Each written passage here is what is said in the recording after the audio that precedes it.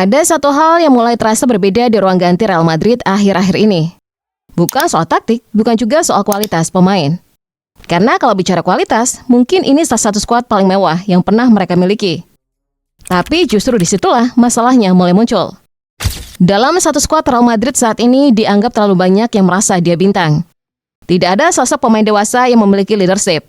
Dan tentunya terlalu banyak ego yang dimiliki oleh para pemainnya.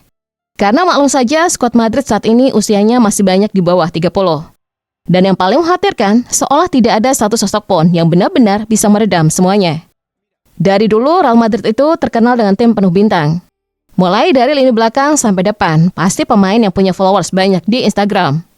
Selain punya figur yang dihormati di lapangan, dan tentunya punya pelatih yang berwibawa besar di ruang ganti. Pemain boleh punya ego, tapi tahu kapan harus menunduk. Sekarang, ceritanya mulai berbeda.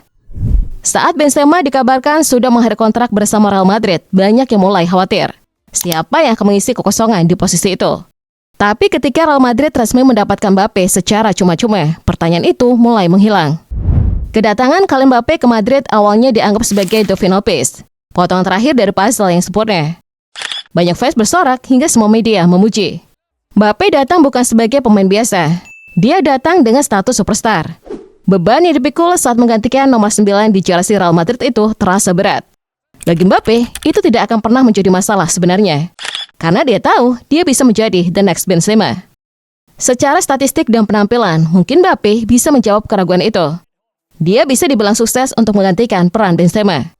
Tapi buat apa jika punya statistik gol dan assist yang memuaskan, tapi klub jarang juara?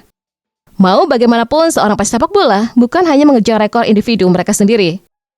Jika begitu, ya itu namanya egois. Karena sebuah tim besar fokus kepada mengejar gelar.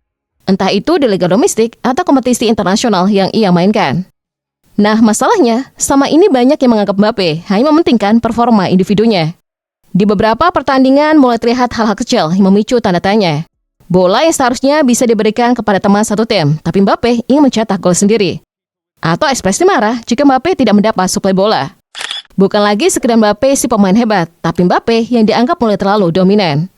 Beberapa pihak bahkan mulai melontarkan label yang cukup panas kepada Mbappe. Dia disebut sebagai diktator. Apakah itu berlebihan atau justru ada benarnya? Karena kalau kita tarik ke belakang, ini bukan pertama kalinya Mbappe dikaitkan dengan isu seperti ini. Saat masih di Paris, dia juga sering disebut punya pengaruh besar di dalam klub. Bahkan sampai ke urusan taktik dan keputusan manajemen. Banyak yang dulu menganggap itu hanya rumor.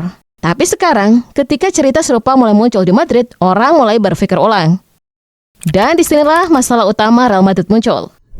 Bukan soal Mbappe semata, tapi soal bagaimana tim ini dikelola. Karena tim sebesar Real Madrid tidak cukup hanya punya pemain hebat. Mereka butuh pelatih yang bisa mengendalikan ruang ganti. Yang berani mengatakan tidak, bahkan kepada pemain terbesar sekalipun. Yang tidak takut dengan nama besar entah siapa dia di hadapan media. Masalahnya semenjak kehilangan Carlo Ancelotti dan Zidane, Madrid sudah tidak punya sosok itu. Kalau kalian bilang Ancelotti dan Zidane adalah pelatih hebat, justru itu sedikit aneh. Karena sebetulnya kalian tidak perlu punya banyak taktik untuk melatih klub dan berisi pemain bintang. Karena faktanya, kalian cuma butuh mengendalikan ego mereka. Karena mari kita jujur, mengelola satu superstar itu sulit. Mengelola 2 atau 3 itu tantangan besar. Tapi Real Madrid sekarang, mereka punya banyak pemain yang masing-masing merasa layak jadi pusat permainan.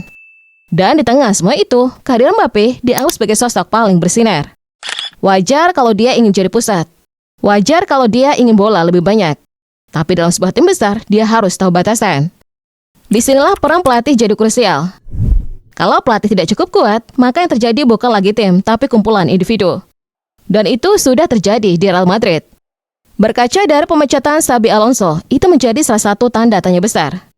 Sebelum ke Real Madrid, dia itu pelatih hebat di Bayer Leverkusen. Bayangin aja bisa memecahkan dominasi juara Bayern Munchen di Liga Jerman. Tapi kehebatan Xabi Alonso tidak akan berdampak di Madrid, karena dia tidak bisa mengontrol ego para pemainnya. Sebenarnya, ada yang membela Mbappe. Mereka bilang dia memang yang terbaik. Wajar kalau dia jadi pusat permainan. Tapi ada juga yang mulai khawatir. Mereka melihat pola yang sama seperti yang terjadi di klub lamanya. Dan ketika hasil pertandingan tidak sesuai harapan, semua itu langsung jadi bahan bakar perdebatan. Kekalahan Real Madrid di Liga Champions dan sulit untuk mengejar juara La Liga musim ini banyak yang menganggap adalah kesalahan Mbappe.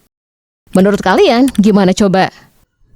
Jika sebenarnya Real Madrid hanya butuh sosok pelatih yang bukan hanya pintar secara taktik, tapi juga punya keberanian, yang bisa menempatkan semua pemain pada posisi yang sama, yang bisa mengatakan bahwa tidak ada satu pemain pun yang lebih besar dari klub, termasuk Mbappe.